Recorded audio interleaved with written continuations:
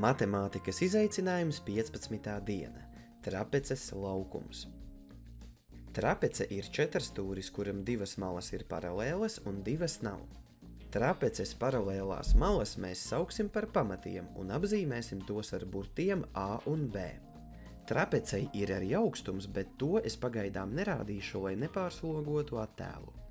Lai trapeci pārveidotu par taisnstūri, tā jāsadala uz pusēm horizontālā virzienā.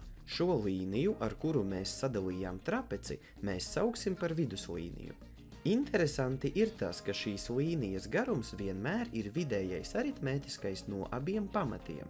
Par to tu vari ļoti viegli pārliecināties, pazīmējot burtnīcā dažādas trapeces un pamērot viduslīnijas un pamatu garumu. Lai izrēķinātu vidējo starp abiem pamatu garumiem, tie ir jāsaskaita un jāizdala ar 2.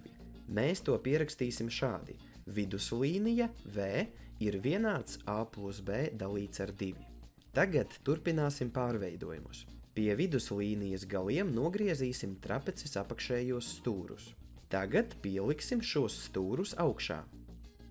Redzam, ka ir iegūts taisnstūris, kura viena mala sakrīt ar viduslīniju, bet otra mala sakrīt ar trapeces augstumu.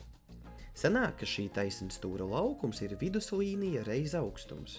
Mēs jau zinām, ka viduslīniju rēķina kā A plus B dalīts ar 2, tātad šī taisnstūra laukums ir A plus B dalīts ar 2 reiz H.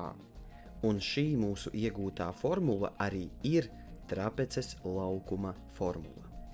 Hei, pie reizes gribu atgādināt, ka jau šo sestdienu tiekamies ar jums jauno fiziķu skolas 16. sezonas 2. nodarbībā. Pagūsti pieteikties, kamēr vēl ir vietas.